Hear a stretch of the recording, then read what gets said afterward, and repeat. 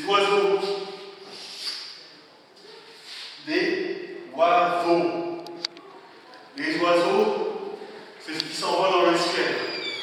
Les humains, c'est ce qui marche à petits pas. Un humain est un oiseau. Un oiseau est un humain. Quand je regarde ma vie, je vois une ligne qui va de gauche à droite, de droite à gauche. Cette ligne-là, il y a des ronds. Par là. Ce sont les accidents. Ce sont les cheveux qui tombent. Un petit peu chaque matin. Les cheveux qui tombent, qui sont là. Par exemple, les cheveux de la tortue. La tortue regarde. Elle regarde tout le monde. Elle a les cheveux qui tombent dessus, la tortue. La tortue, elle chante comme ça. Elle fait « Je suis une tortue. Qu'est-ce que je fais là? À marcher sur le cul. Qu'est-ce que je suis là? Qu'est-ce que je fais quand je suis une tortue? Quand j'avance lentement dans la ville. » Je connais cet homme.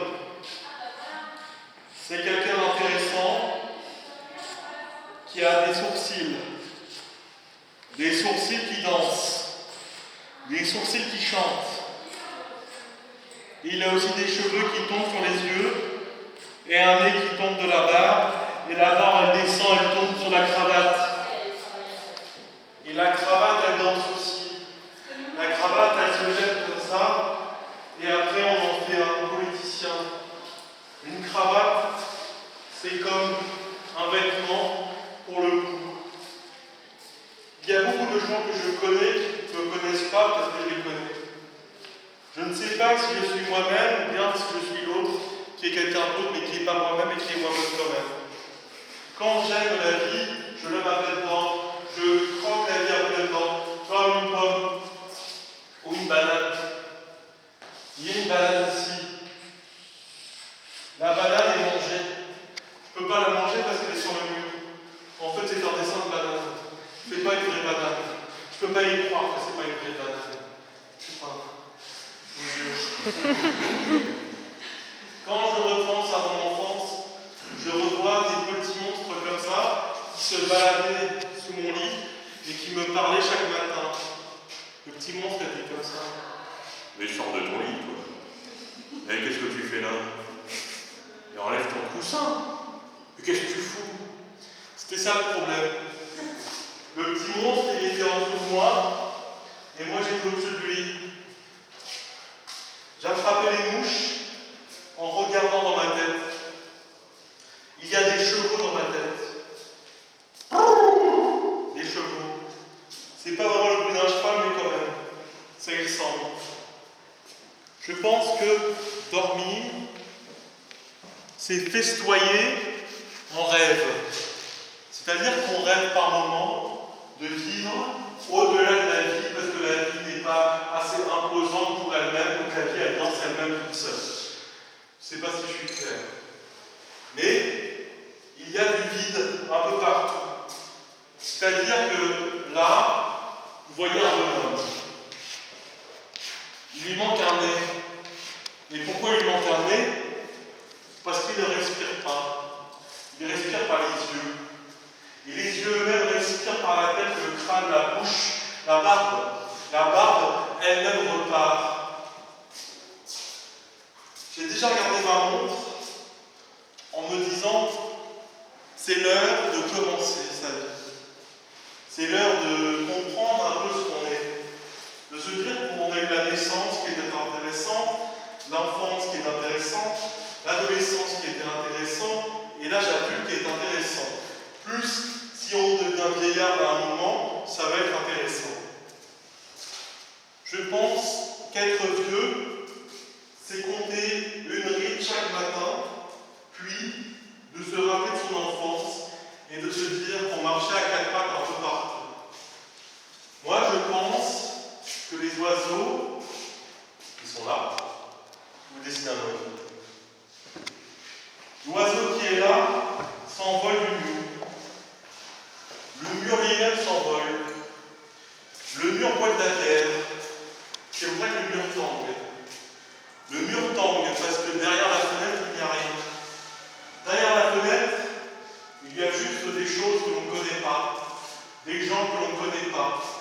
des anges que l'on ne connaît pas, des jardins que l'on ne connaît pas, des immeubles que l'on ne connaît pas, des maisons que l'on ne connaît pas, des routes que l'on ne connaît pas, des municipalités que l'on ne connaît pas. Je suis né en 1989. C'est une façon de vous dire aussi que la vie est belle, que quand on ouvre un œil, on regarde l'autre, et que la pluie n'est pas importante. La pluie, elle tombe sur le chapeau de ce monsieur, par exemple. Il s'en fout, il a un chapeau. Avec ce chapeau, il le replourbe et il en fait un totem. Il devient totem, il devient un ange qui dit bonjour à Dieu, et que lui-même dit bonjour à un autre ange, que cet ange-là voit un autre ange, qu'il s'envole pour des oranges. S'envoler dans une orange, c'est intéressant.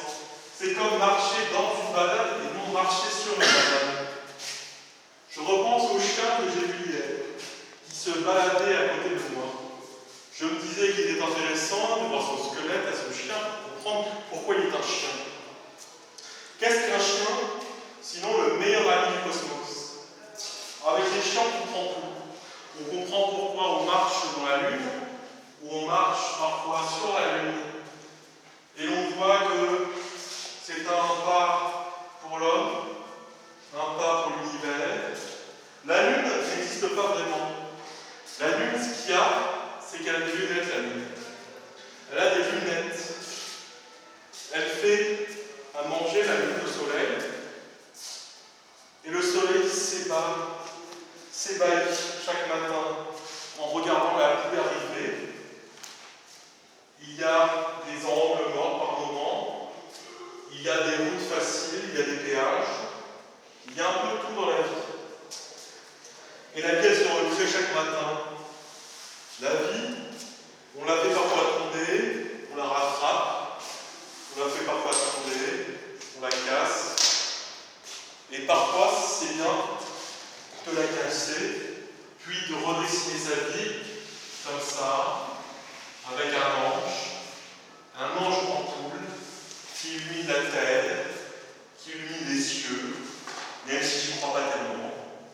Et je repense souvent au fait qu'il faut que je recule pour arriver à être droit, à toucher les plafonds, à guérir de ce qu'on appelle la vie, qui est quelque chose d'important, qui a une importance.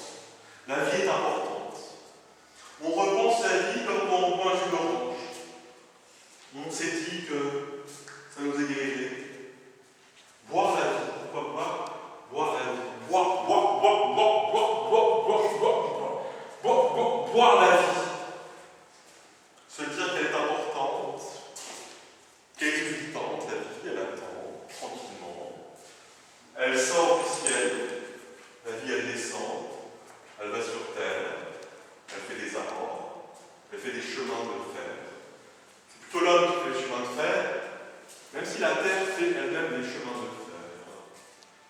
Et moi, je ne dis rien, je me regarde dans le miroir, je me dis que le miroir est beau, qu'il reflète bien mon visage, que mon visage lui-même reflète bien le miroir. Je suis dans un miroir permanent. Je comprends mieux pourquoi je suis dans un miroir permanent, parce que je pense que ce personnage a un cœur. Et derrière ce cœur, il y a un estomac. Et derrière cet estomac, il y a un autre estomac. Et derrière l'estomac, il y a un autre estomac. Et là, il y a le foie, les arêtes, le nez, la bouche, les yeux.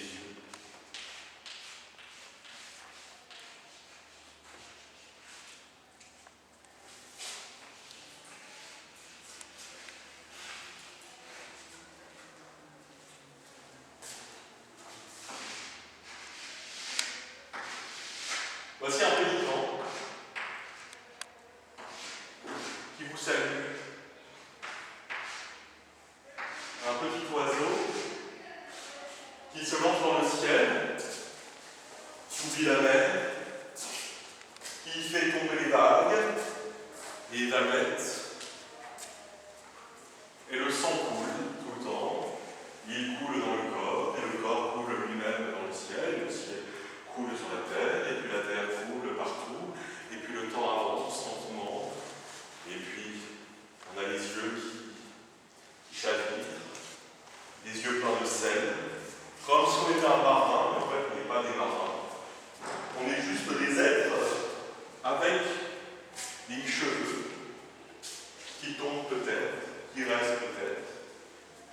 la vieillesse avance toute seule, elle marche comme ça, la vieillesse.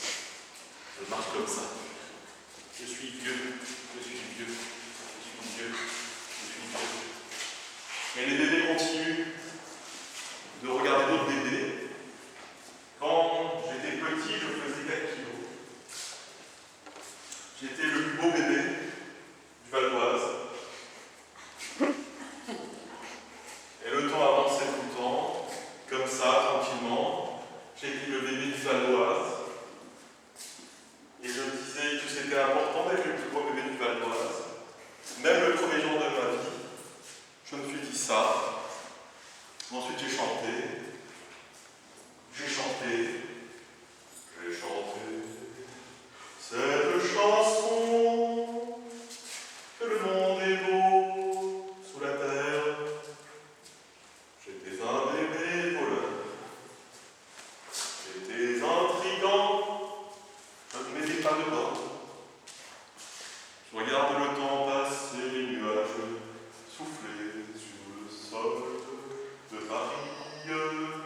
À Paris, il y a le métro, il y a les gens, il y a le bébé qui nage dans l'eau. Et puis quoi encore? Je ne sais pas. Je repense à ces visages-là que je fais danser par éclat et eux-mêmes me dessinent. Chaque personnage me dessine. Je me dessine ici aussi un œil qui me regarde et qui fait tomber les fenêtres qui font tomber les maisons, et les maisons qui font tomber les chats, les squelettes de chats, les squelettes de chiens, les squelettes de dinosaures, aller jusqu'au Bosphore et dormir un petit peu, jongler avec la vie, regarder que tout va bien, et essayer de dessiner encore et m'endormir.